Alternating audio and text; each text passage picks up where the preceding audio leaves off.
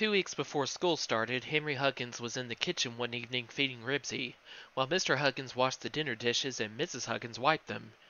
Henry took some horse meat and half a can of Woofy's dog food out of the refrigerator. Thump, thump, thump went Ribsy's tail on the floor as he watched Henry. Henry cut up the horse meat and put it in Ribsy's dish. "Why don't you chew it?" he asked when Ribsy began to gulp down the pieces of meat. Henry spooned the last of the can of Woofy's into the plastic dish with dog printed on it. Ribsy sniffed at the food, then he wagged his tail and looked hopefully at Henry, who knew this meant that Ribsy would eat the dog food only when he was sure he was not going to get any more horse meat. "That's all," said Henry. "Eat your Woofy's like a good dog. A Woofy's dog is a happy dog. See, it says so right here on the can." "Ruff!" said Ribsy, and went to the refrigerator to show that what he really wanted was another piece of horse meat. "All right, just one more piece," said Henry, opening the refrigerator door. "You stayed out of trouble for nearly 2 weeks, so I guess you deserve it." Mrs. Huggins hung up the dish towel. Henry started to put the empty Woofy's can in the step-on garbage can that his mother kept under the sink. Mr. Huggins stepped aside to let Henry pull it out. Henry did not have to step on the pedal to raise the lid because the lid was already up. The can was so full of garbage it would not close. Ribsy came over to sniff just in case someone had thrown away a bone by mistake. Henry carefully balanced the Woofy's can on top of some potato peelings. He was about to push the garbage can back under the sink when his mother spoke. "I'm tired of taking out the garbage," she announced firmly. Henry and his father looked at each other. Then Mr. Huggins said, "Henry, your mother is tired of taking out the garbage." Henry didn't say anything. He didn't want to get mixed up with garbage. "I've taken out the garbage every day for 11 years, said Henry's mother. 11 years, said Mr. Huggins. "Think of it." "Day in, day out," said Mrs. Huggins, and laughed. "Year after year," Mr. Huggins went on. Henry did not see why his mother and father thought this was so funny. Instead, he said, "Well, so long. I'm supposed to go over to Robert's house to work on his electric train." "Just a minute, Henry," said his father. "It's just as much your garbage as it is ours." Henry didn't think this was very amusing. "Ah," he muttered. He didn't want to have anything to do with smelly old garbage. None of the other kids on Klickitat Street took out garbage, at least not every day. "I'll tell you what I'll do," said Mr. Huggins. "I'll raise your allowance 15 cents a week, if you'll take out the garbage." "You mean take it out every day?" asked Henry, in case his father might mean every other day.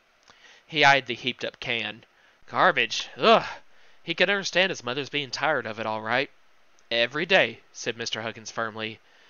"Maybe there's something else I could do to earn 15 cents?" Henry suggested hopefully. "Something like... "No," said his father. "Just garbage." Henry thought. His allowance was now 25 cents a week.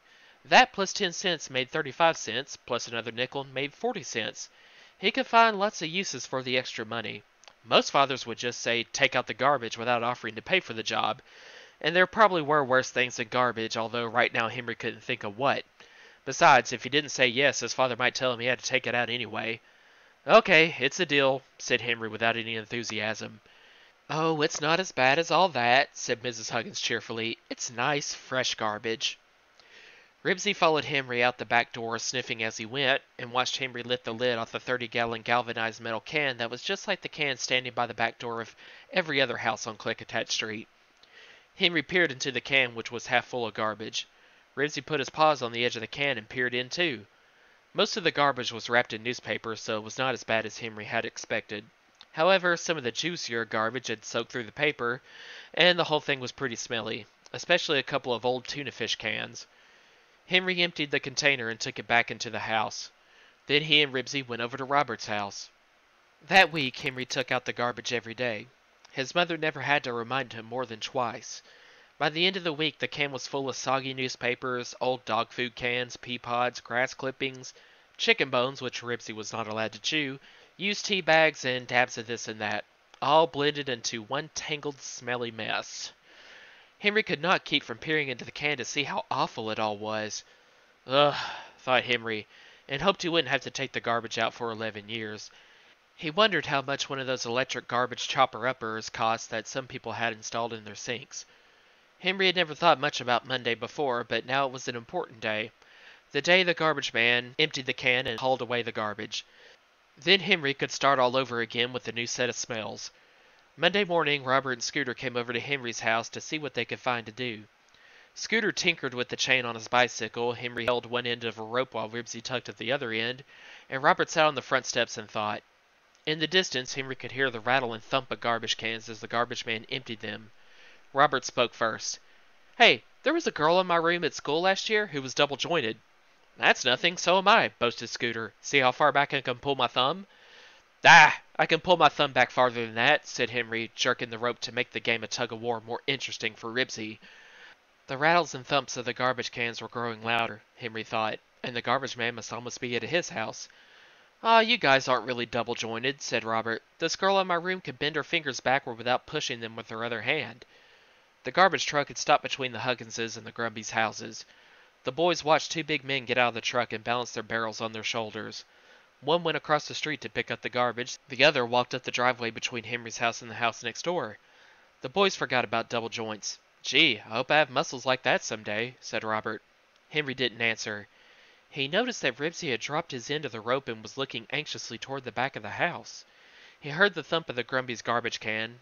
The man came down the driveway with his barrel full of the Grumbys' garbage, emptied it into the truck, and walked up the driveway with the barrel once more. Ribsy watched every move he made. Then Henry heard the man take the lid off the Huggins's can. Ribsy growled deep in his throat. It was the first time he had ever heard him growl anything but a pretend growl. Suddenly Ribsy flew into a frenzy of barking and tore down the driveway toward the back of the house. Henry was too shocked to move. He sat listening to Ribsy snarl and bark. Ribsy! He couldn't believe it. Not good old Ribsy. Now he was really in trouble. Scooter was the first to move. "Boy, is he mad about something!" he exclaimed, and ran over to the driveway. Then Henry got into action. He started down the driveway, but what he saw made him stop. Ribsy was growling and jumping at the garbage man, who was using his empty barrel to protect himself. "Ribsy!" wailed Henry. "Cut that out!" Ribsy continued to snarl and advance while the garbage man retreated down the driveway behind his barrel.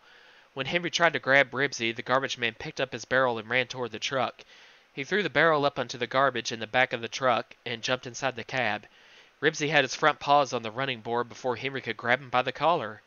"You keep that dog shut up or you keep your garbage, understand?" The garbage man glared at Ribsy, who was still growling deep in his throat. "But he's not really a fierce dog," protested Henry, while Ribsy strained so hard at his collar that he choked and coughed.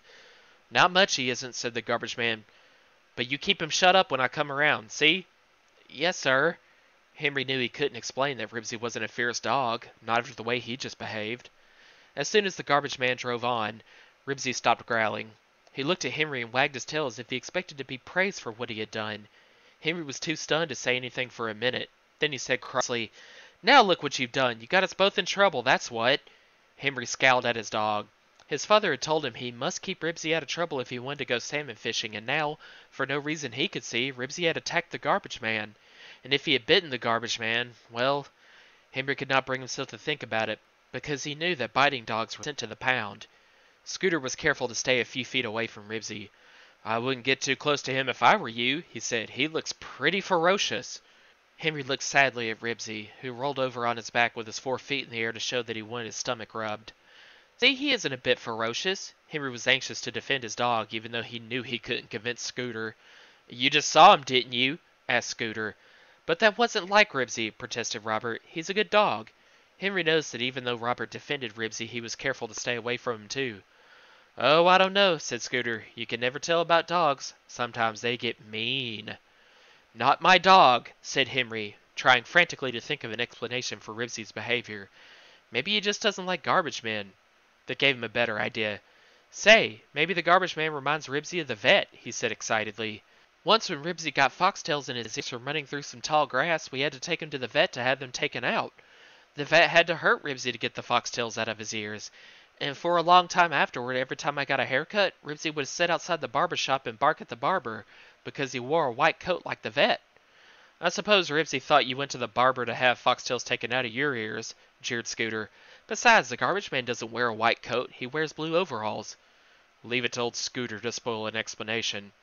"Yeah, I guess that's right," Henry answered dejectedly. How did he get mixed up in these things anyway? He had been sitting on the front steps just minding his own business. Now all of a sudden he was in trouble. And the worst of it was Scooter had seen the whole thing. Now everyone on Klickitat Street would know about Ribsy. And then Henry realized he had another problem. The garbage. A whole week's collection was still in the can in the backyard. What was worse, it was going to stay there for about 7 days until the garbage man came around again. What was he going to do with the garbage he had to take out until then? That evening, Henry put off telling his mother and father what had happened until they were washing dishes and he was cutting up horse meat for Ribsy. They both looked serious. "I can't understand it," said Mrs. Huggins. "He's always been such a good-natured animal. If he really is getting to be ferocious, maybe we should keep him tied up." "Oh, Mom, no!" protested Henry. "He hates to be tied up, and anyway he always chews through the rope." Henry hoped his mother wouldn't mention buying a chain. Why, he wouldn't have any fun with Ribsy chained in the yard, not even riding his bike. It wouldn't be the same without Ribsy riding in the box tied to the back fender or loping along beside him. "There must be some reason for his not liking the garbage man," said Mr. Huggins. "I wonder if the garbage man ever kicked him." "Gee, Dad, do you think so?" Henry asked eagerly. "Oh, I'm sure he wouldn't do that," said Mrs. Huggins. Henry was anxious to change the subject before anything more was said about tying Ribsy in the backyard. He lifted the container out of the step-on garbage can and started to go out. Then, with a groan, he remembered that the can outside was already full. "Jeepers, Mom, what'll I do with the garbage?" he asked. "You'll just have to manage the best you can. Push it down in the can somehow." Mrs. Huggins wiped a cup and sighed. "Henry, I don't know how you get mixed up in things the way you do." Henry emptied the container on top of the garbage in the big can and tried to put on the lid again. He pushed it down as hard as he could, but it would not close. The can was extra full because Mr. Huggins had mowed the lawn again and emptied the grass clippings into it. "You old dog, you," Henry said crossly to Ribsy, who was sniffing the can. "It'll be your fault if I don't get to go fishing." Ribsy sat down and scratched a flea while Henry stared gloomily at the garbage can. There was one thing he was aware of. When he grew up and had a boy of his own, he would never ask him to take out the garbage. Unfortunately, the week turned out to be unusually warm. Tuesday evening, when Henry and his mother and father were eating dinner, a breeze moved the curtains at the dining room window. "Ugh, ew," said Henry, catching a whiff of overripe garbage from the can below. "Never mind the sound effects," said Mr. Huggins as he got up from the table to close the window. This made it very warm in the dining room. It was even warmer in the kitchen when Henry's mother and father were washing and wiping dishes. Mrs. Huggins had to put down the dish towel several times to swat flies. Henry fed Ribsy in silence. He dreaded the trip to the garbage can. When he could put it off no longer, he picked up the container and started out, followed closely by Ribsy. This time he arranged the day's refuse a handful at a time around the pile. Then he balanced the lid on top. The whole thing looked and smelled terrible. On Wednesday, when Henry walked reluctantly down the back steps with the garbage, he saw Mr. Grumby standing on his back porch. As Henry took the lid off the can, Mr. Grumby looked across the driveway. "So, that's where the smell is coming from," he said. "I'm afraid it is, Mr. Grumby," answered Henry. "I heard about Ribsy tearing the seat out of the old garbage man's overalls," said Mr. Grumby. "Jeepers," thought Henry miserably. "The story's not only getting around the neighborhood, it's getting worse than it really was. The next thing, people would be saying Ribsy bit the garbage man." He explained what had really happened, and then Mr. Grumby went in and closed all the windows that faced the Huggins' house. Henry grew more and more discouraged. On Thursday, after he had piled the garbage on top of the can and replaced the lid as well as he could, he got an apple box out of the garage, climbed on it, and stepped carefully onto the lid. He stamped his feet a few times to work the garbage down into the can and then jumped up and down. It helped some, but not much. On Friday, Henry suggested to his mother and father that they buy a second garbage can, but she did not think this was a good idea. Then Henry decided to take the garbage out before dinner when the container was not so full. He distributed the milk cartons and carrot tops as well as he could on the heap, and jumping up and down the lid when Robert and Scooter came up the driveway looking for him. "What are you doing up there?" Robert demanded, with one eye on Ribsy. "Look at it, Scooter. Did you ever see so much garbage?" "P.U.," said Scooter, staying on the driveway well away from Ribsy, who was rolling on the grass to scratch his back. "Never mind the sound effects." Henry jumped to the ground. It was all right for him to criticize his own garbage, but he didn't want anybody else to do it. "Come on, let's go out in front." "Yes, let's," agreed Scooter. Henry was about to suggest they all go over to the park, then he decided he had better not take a chance on Ribsy's behavior towards strangers. "Come on, let's see who can walk farthest on his hands," he said, to keep Scooter and Robert from talking about his troubles. While the three boys were busy trying to walk across the lawn on their hands, they heard a sudden clatter and crash from the backyard and promptly got on their feet. "Sounds like a garbage can to me," said Scooter. Henry, who had known instantly what made the noise, was already on his way around the house with Ribsy at his heels. Scooter and Robert were close behind. Henry found the garbage can tipped on its side. The lid had rolled halfway across the backyard, and garbage was strewn all the way from the steps to the cherry tree. In the midst of the litter stood a collie and another big dog. A crust of bread hung from the collie's mouth. The dogs started to run when they saw the boys. Ribsy chased them while Henry grabbed an old Woofie's can and threw it after them. "You beat it!" he yelled. Then he looked at the mess and groaned. Garbage! He was sick and tired of it. He kicked at an eggshell and groaned again. It wasn't worth 15 cents a week. It wasn't worth 100 or 1,000 or even $1,000,000. Scooter and Robert held their noses. Then Scooter made a gagging sound, and Robert copied him. "Ah, hey, fellas, cut it out!" Henry glared at his friends and pulled the can, still half full, upright. He looked around and sighed. "Well, I guess I better be going," said Scooter. "I just remembered I'm supposed to go to the store for my mother." "Me too," said Robert. "So long, Henry." Some friends, thought Henry, and set to work. He was busy scooping up coffee grounds and mildewed pea pods when he heard his father's car turn into the driveway. Mr. Huggins looked around the backyard. "Dogs?" he asked. "That collie and the other big dog down the street," answered Henry. Mr. Huggins did not say anything. He found a shovel in the garage and went to work. Dad," began Henry, "the garbage man isn't exactly a neighbor. Does his complaining about Ribsy mean I don't get to go fishing with you?" "We'll see what happens Monday before we decide," answered his father. "Perhaps we can find out what made him act the way he did." On Saturday, Henry did not take the garbage out at all. When neither his mother nor his father reminded him, he guessed they must be as tired of garbage as he was. Sunday afternoon, Robert and Scooter came over to see if anything new had happened to the garbage or to Ribsy. "Fellas, forget it," said Henry. Then he saw Beezus and her little sister Ramona coming down the street. Beezus' real name was Beatrice, but Ramona called her Beezus, and everyone else did too. "Hi!" Henry was glad to be interrupted. "Hello, Henry. Did the garbage man ever take away your garbage?" Beezus asked. "He'll take it tomorrow," said Henry coldly. The way things got around on Klickitat Street. "Ramona, look out!" screamed Beezus. She rushed over to her little sister, who had a firm hold onto Ribsy's tail and was pulling as hard as she could. "He bites!" said Beezus. "He bit the garbage man." "He did not bite the garbage man!" yelled Henry. "Don't you dare say that he did!" Ribsy looked around at Ramona. "Woof!" he said mildly, and waited patiently while Beezus frantically pried Ramona's fingers loose from his tail.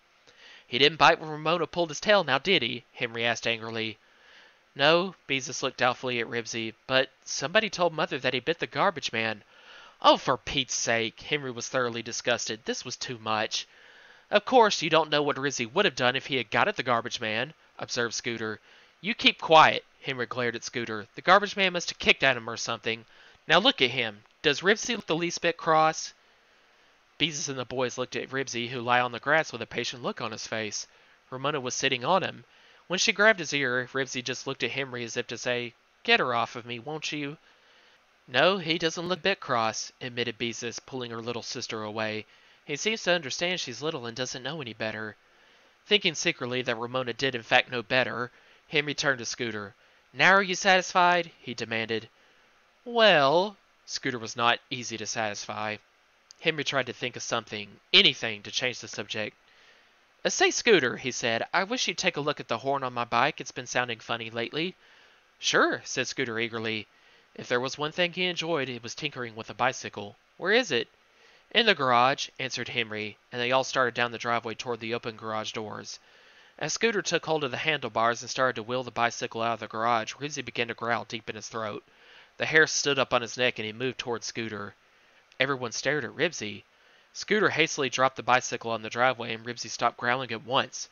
He went to Henry and wagged his tail, waiting to be praised. "Hey, did you see that?" Henry shouted. "I sure did," said Scooter. "He's a vicious dog."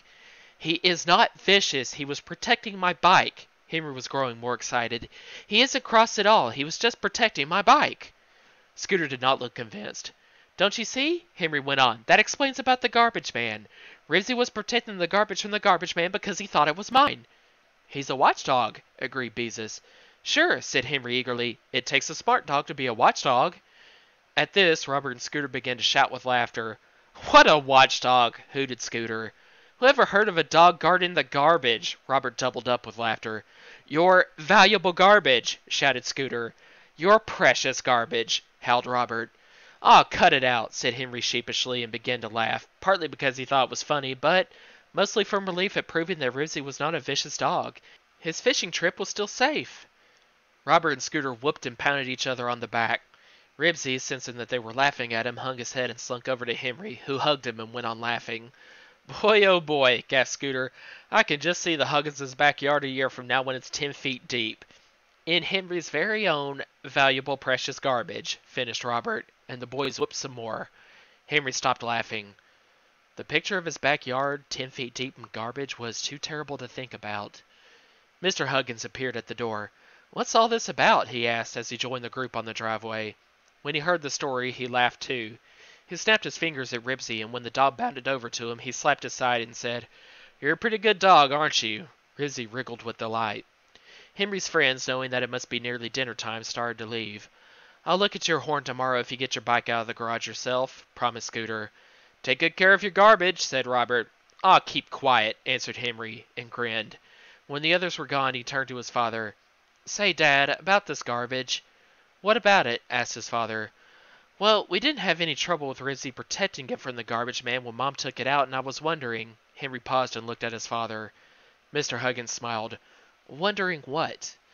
"Well, I was wondering if there wasn't something else you would rather have me do for the 15 extra cents than take out the garbage." Mr. Huggins thought it over. "All right," he said. "I'll take out the garbage if you'll clip around the edge of the lawn after I mow it each week." It was Henry's turn to think it over. Clipping the edge of the lawn was harder than taking out the garbage. It meant crawling around on his hands and knees for about an hour. Still, as far as Henry knew now, there was no possible way either he or Ribsy could get into trouble doing it. "Okay, Dad," he said. "It's a deal." "Okay," said Mr. Huggins. "But, just to make sure, we better put Ribsy in the basement from now on when we hear the garbage man coming." "He won't mind for a little while," said Henry, giving the garbage can a good hard whack as he and his father went into the house.